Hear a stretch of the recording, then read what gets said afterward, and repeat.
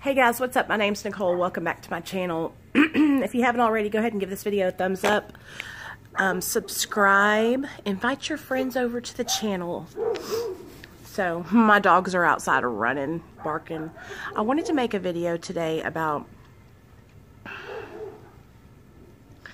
freedom from addiction, freedom from the mental chains, the physical chains of addiction, and the feeling that I have now that I'm living my life in recovery. And I just want to share with you guys how different my perspective is from when I was in my active addiction. So I was in my active addiction from the time I was about 18 till the time I was about 32. I got sober after I had my son and he was taken from me. I got sober in 2015, July 2015. When I look back and I think back to the way I thought in July of 2015, I remember being hopeless. I remember thinking that I will never be able to do this. I will never be able to stay away from drugs and alcohol. I was a poly-substance abuser. I was addicted to multiple substances at the same time. I would shoot methamphetamine and then follow it up with Roxy's. I would shoot cocaine and then smoke a joint. I was an alcoholic. I was a Xanax addict. And just an all-around codependent, sick, addicted person. When I went into treatment for my 5th time after my son was taken away, I had absolutely no hope. I did not think that I was going to stay sober. In fact, I had no intentions of staying sober.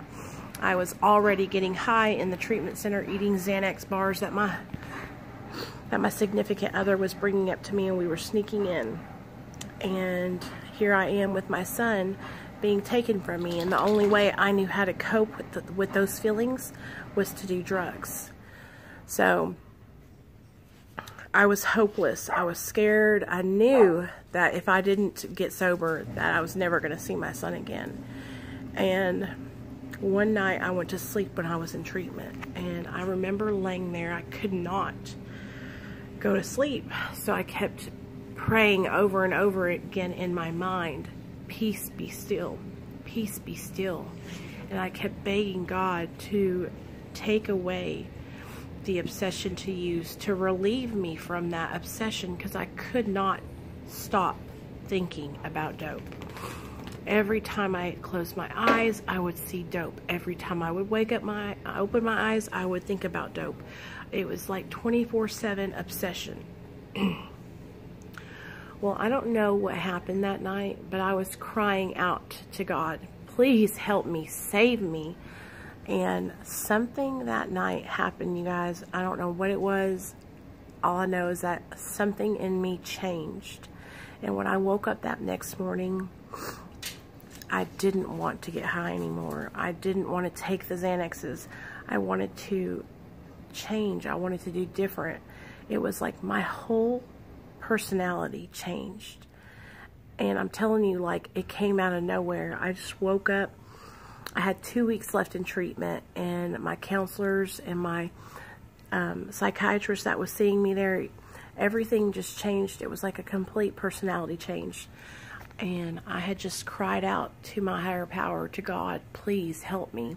Take this obsession away. Well, he took the obsession away, but he didn't cure me. And I still had to do the work to stay sober. So when I got out of treatment, I went and I got put on medically assisted treatment and started going to meetings and working the 12 steps with a sponsor, and then also doing therapy. And for the past 3 years, I have literally worked my ass off, digging deep inside, looking at why I was doing things I was doing to myself. And after 6 months of being out of treatment, I got my son back, and he got to come home.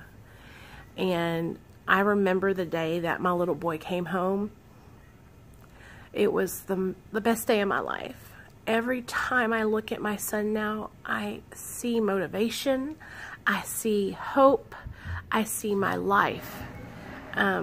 He pushes me to be a better woman every single day. I never thought that I would have that internal freedom.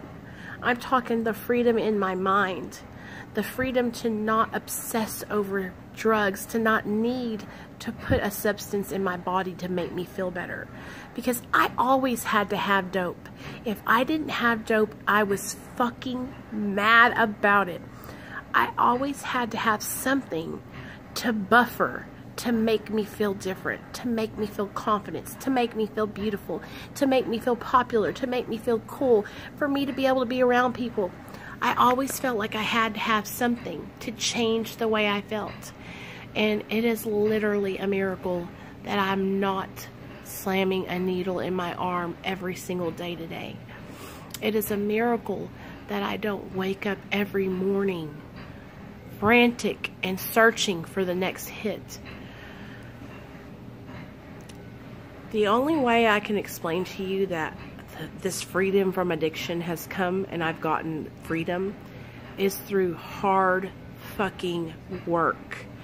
I finally became willing enough to take the suggestions that my counselor and my therapist and my sponsor have been giving me for so long. I finally decided to actually try what they were telling me. Onyx, Paco. And when I actually tried, just a little, you guys, I didn't have to do it perfect. All I did was give it a little bit of effort and kept following through. That freedom, I've carried it through with me. It hasn't gone away. I've had freedom from addiction. And it's only because I continue to follow through. I continue to stay diligent. I continue to work on me on the inside. I continue to reach out for help and let my friends and my family and my therapist and my counselor and my sponsor know when I'm struggling. I'm no longer hiding. I'm honest and open with people, and I'm not tooting my own horn or anything like that. But if you are struggling and you want freedom from addiction, get honest and reach out for help. It'll be the best thing you ever did. Alright, guys.